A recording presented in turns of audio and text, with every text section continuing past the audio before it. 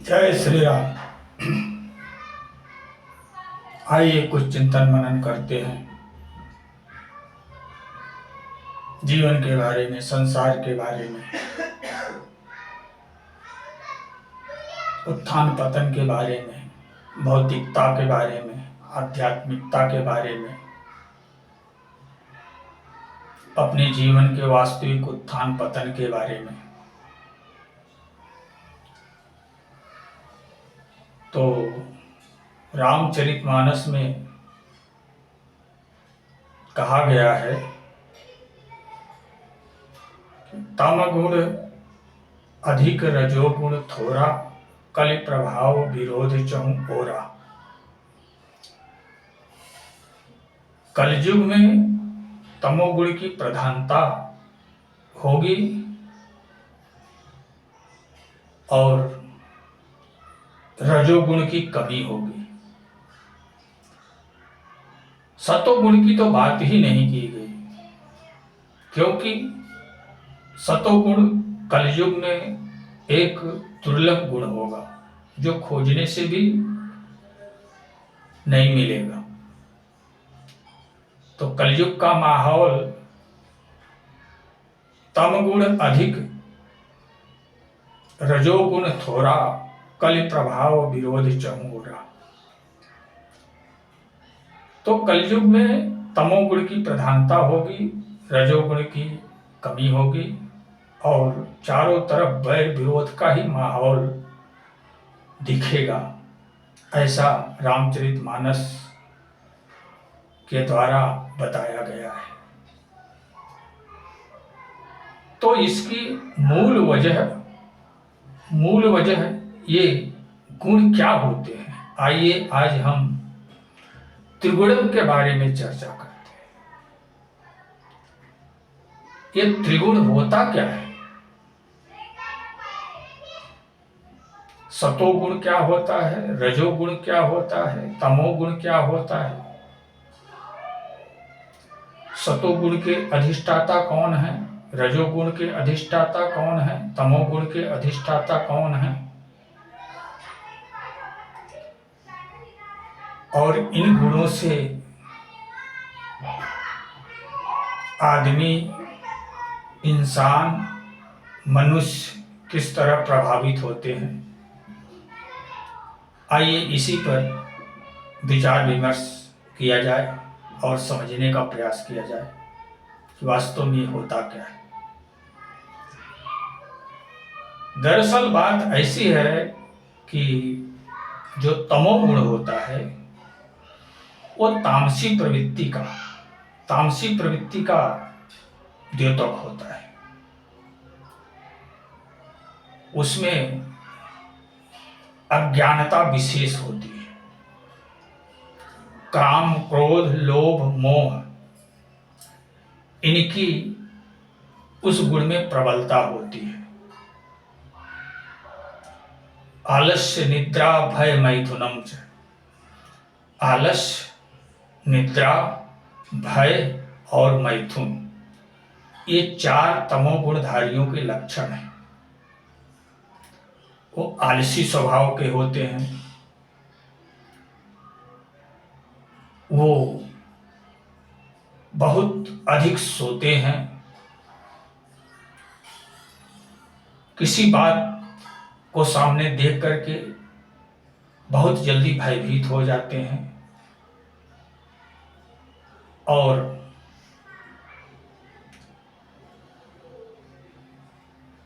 स्त्री रमण की क्रियाओं में ज्यादा रुचि रखते हैं। ये तमोगुणियों का लक्षण होता है। और तमोगुणी लोग जो होते हैं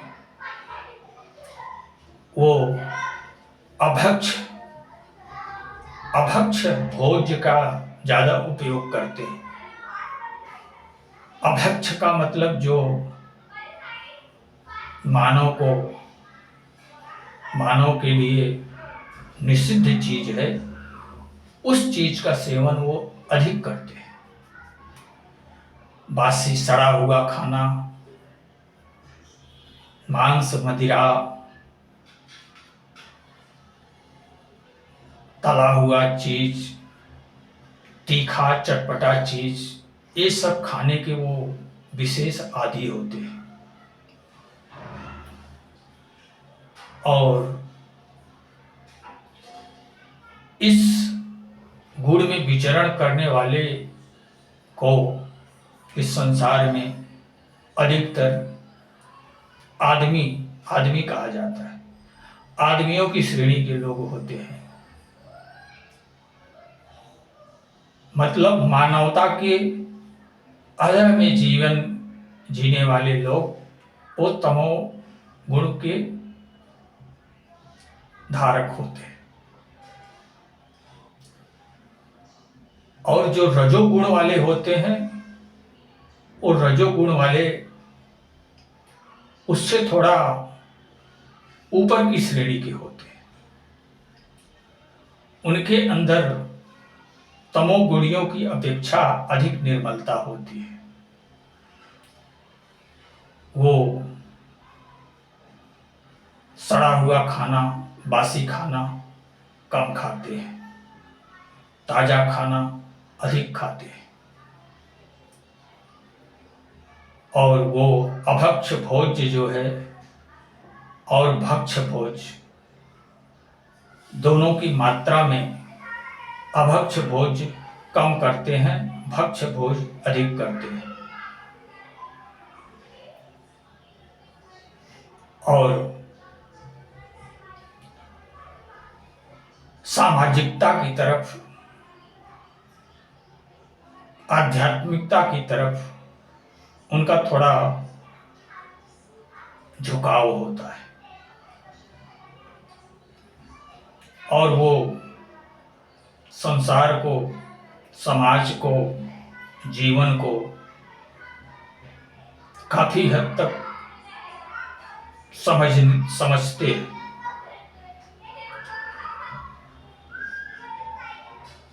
और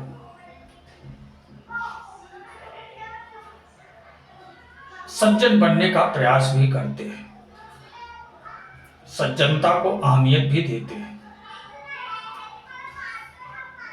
और विकास कार्यों में,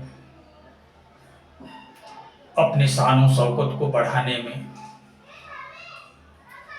सामाजिकता के कार्यों में वो काफी रुचि लेते हैं। एक तरह से 70% संसार का उत्थान रजोगुणधारियों से ही होता है। और रजोगुण के अधिष्ठाता ब्रह्मा जी हैं और तमोगुण के अधिष्ठाता भगवान शिव हैं। उसके बाद सतोगुण आता है, सात्विकता।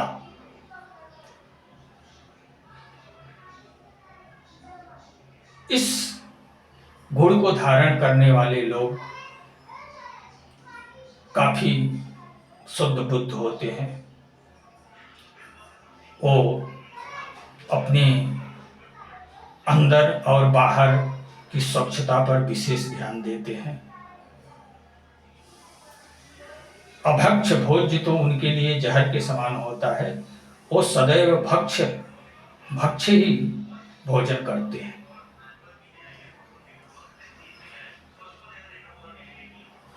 और प्रबुद्ध भी अधिक होते हैं, उन्नतशील भी अधिक होते हैं। और समाज में सही माहौल, शांति, भाईचारा, सद्भावना कैसे स्थापित रह सके, इसका प्रयास करते हुए वो जीविकोपार्जन करते हैं।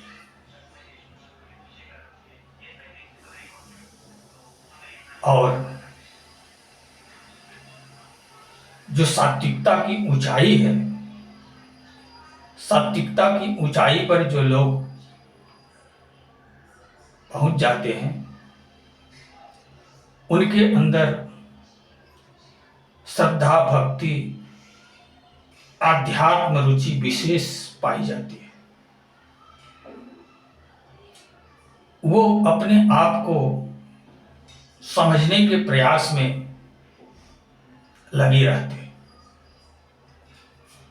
मैं कौन हूं, मैं इस संसार में क्यों आया हूं, हमारा क्या कुछ कर्तव्य है, अन्य जीवों के प्रति हम क्या कुछ करें।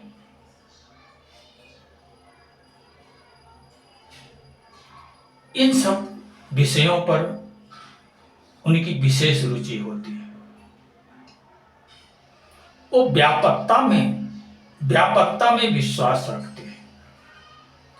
संकीर्ण विचार को वो अपने अंदर कभी धारण करके न बात करते हैं, न कर्म करते हैं, और न ही मन में चिंतन मनन करते हैं। इस तरह के सतोगुणी व्यक्ति होते हैं।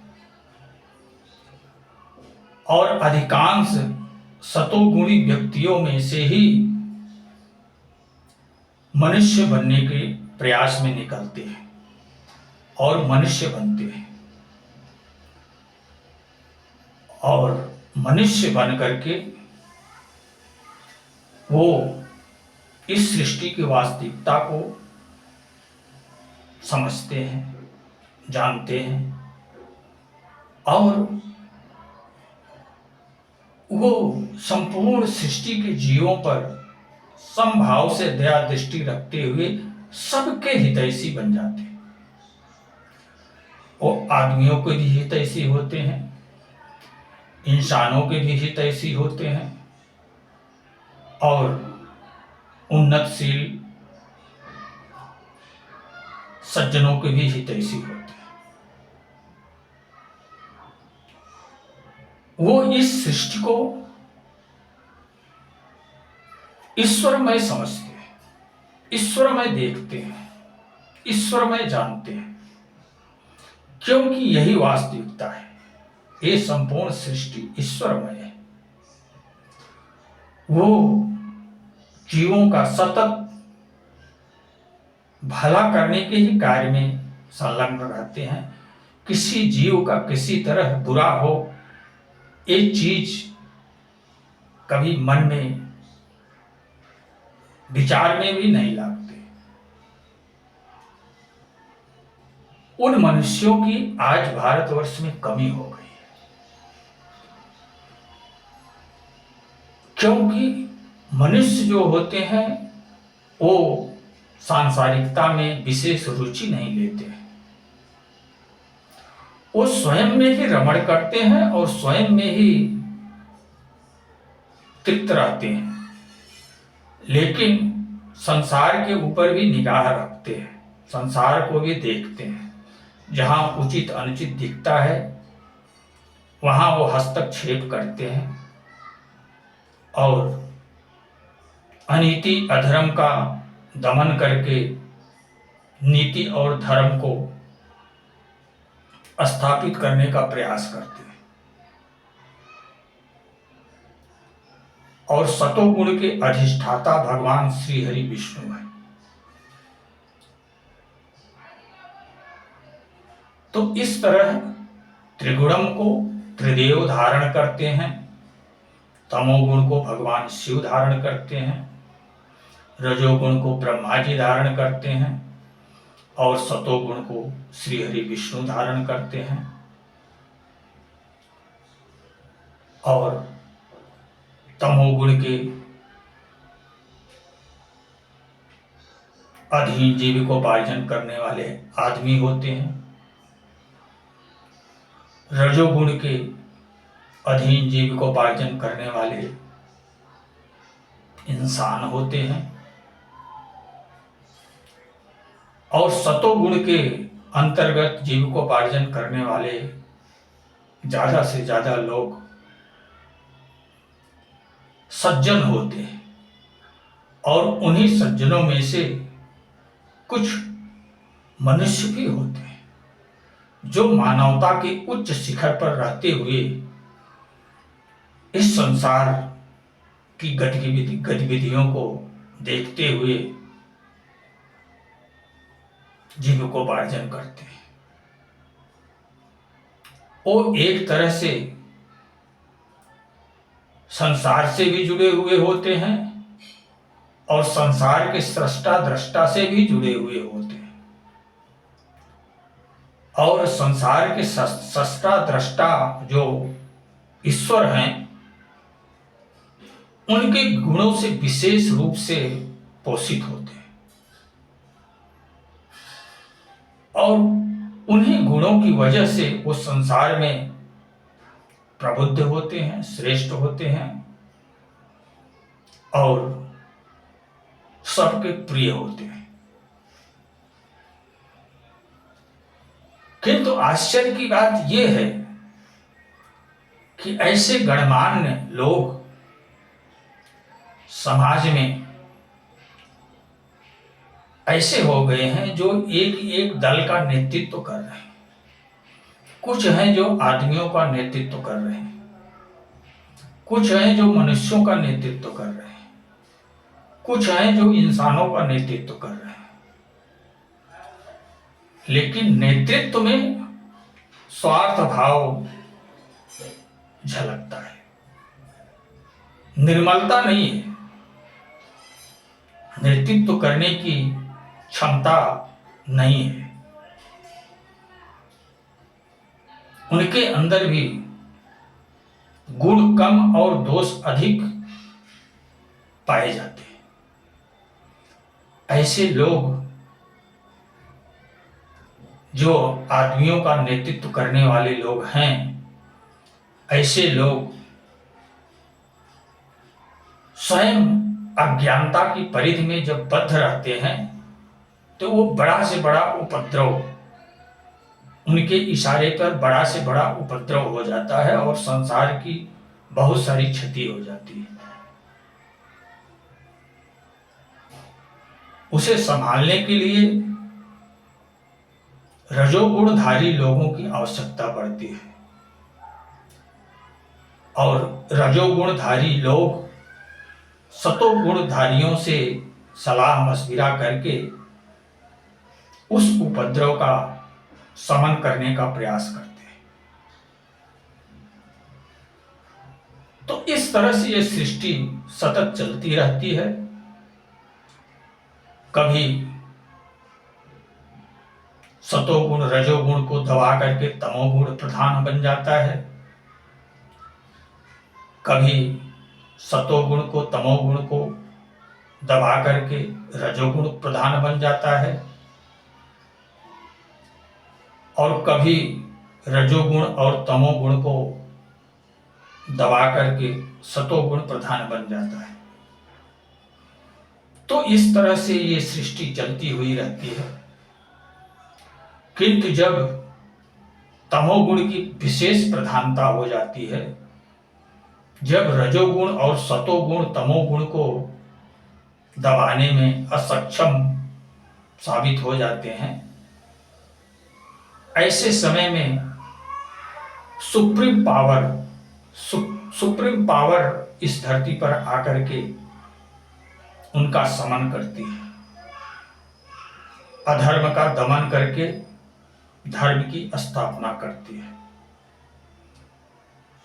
जिसके बारे में गीता में कहा गया है ना,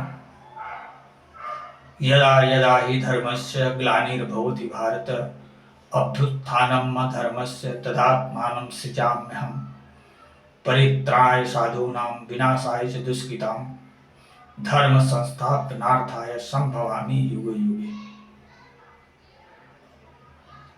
तब प्रभु को अवतार लेना पड़ता है, तब प्रभु आकर के इस सृष्टि के नियामक बनते हैं और इस सृष्टि से अधर्म और अनीति को समाप्त करके पुनः धर्म की स्थापना करते हैं। इसी तरह का माहौल कुछ त्रेता युग में बन गया था। त्रेता युग में जब रावण सतोगुण और तमोगुण से मिश्रित संतान रावण था। रावण की मां प्रकृति जो थी वो तमोगुणी थी, एक राक्षसी थी, और उसका जो पिता था वो एक सात्विक आचार विचार वाला ब्राह्मण था, विसर्वा, जिसका नाम विसर्वा था। तो तमो गुण जिसकी प्रकृति थी और सतोगुण जिसका विचार था, ऐसा रावण पूरे विश्व में उपद्रव मचा दिया, पूरे विश्व को अपने अधीन कर लिया और अधर्म अनीति का तांडव संपूर्ण पृथ्वी पर करने लगा। उस समय प्रभु राम को आना पड़ा। प्रभु राम आकर के उसका दमन किए और उसका दमन करने के बाद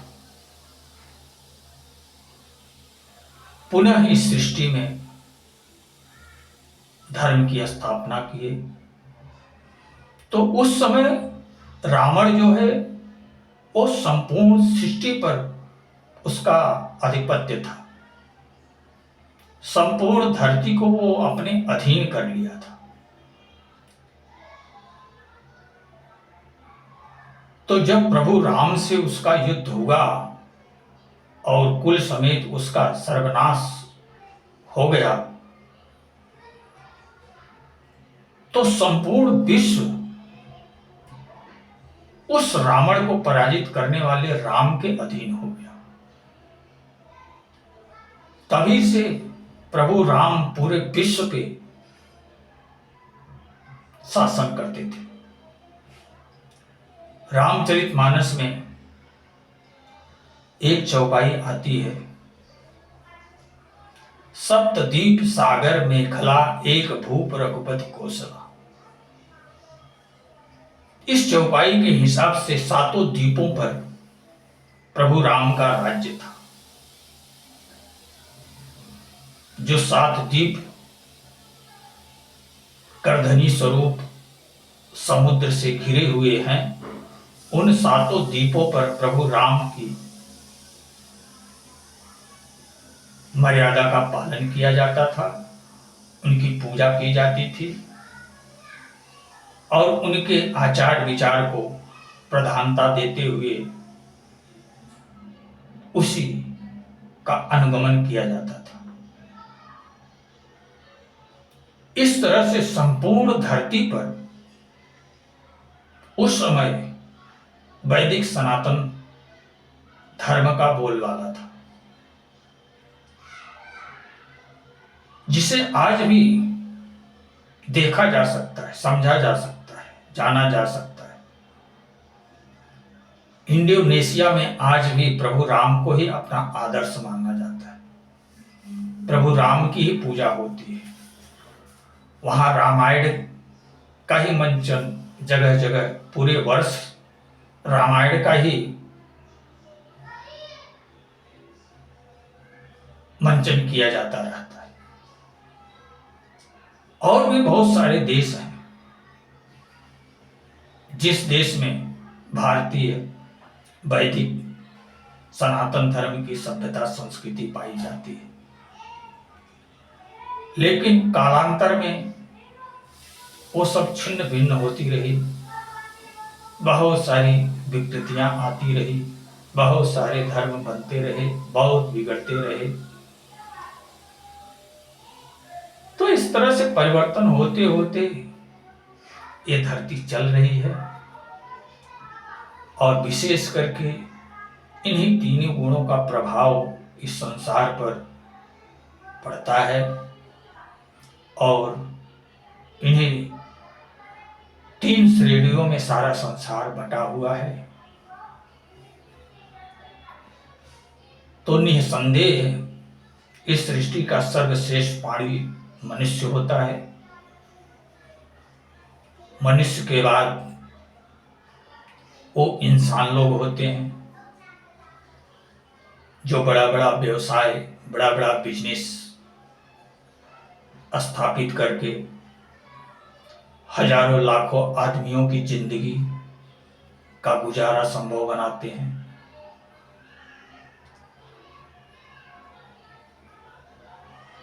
स्वयं भी जीते हैं और औरों को भी जिलाते हैं। तो इस तरह से इन तिगुरम का वृत्तांत है। ये संसार आदमी, इंसान, मनुष्य 3 श्रेणियों में विभक्त है। मनुष्य जो है वो सबका हितैषी है। इंसान जो है वो मौका परस्त है और आदमी जो है वो स्वार्थी है। वो स्वार्थ को ही देखता है, हमारा भला कैसे होता है, हमारा लाभ कैसे होता है, बस उसी चीज को सोचता है। यहां तक कि वो स्वार्थ भाव में बड़ा से बड़ा जघन्य अपराध भी करता हुआ जीविकोपार्जन करता है। वो पर पीड़ा क्या चीज होती है उसको वो जानता मानता भी नहीं, महसूस भी नहीं करता है। वो तो अपने उदर तृप्ति के लिए किसी भी जीव को निर्मम हत्या कर देता है। किसी भी जीव को वो काट करके अपना भोजन बना लेता है। उसकी मानसिकता इतनी निकृष्ट होती है। जबकि ऐसा करना एक नरपशु का कृत्य है। उसकी मानसिकता बिल्कुल संकुचित भाव में रहती है। उसके अंदर उसका थोड़ा भी विकास नहीं हुआ होता है।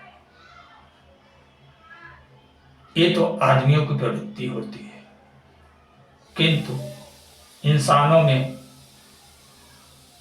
थोड़ा शुद्धता पाई जाती है और उनमें अधर्म अनीति के प्रति लगाव थोड़ा कम होता है। लेकिन जो मनुष्य होते हैं वो नितांत शुद्ध बुद्ध होते हैं और वो सारे संसार का भला करते हुए जीविकोपार्जन करते हैं। तो इस तरह से ये सृष्टि चल रही है। तो इसी के साथ अब मैं अपनी वाणी को विराम देना चाहूंगा। आप लोग स्वयं प्रबुद्ध हो, स्वयं देख रहे हो। आप लोगों की आंखों के सामने सारा परिदृश्य स्पष्ट रूप से मौजूद है। लेकिन इसके विषय में अक्षरशः जानकारी प्रदान करने के लिए मैं उपस्थित हो जाता हूं और आप लोगों में जागरूकता लाने का प्रयास करता हूं। तो इसी के साथ अब मैं अपनी वाणी को विराम देना चाहूँ। जय श्री राम।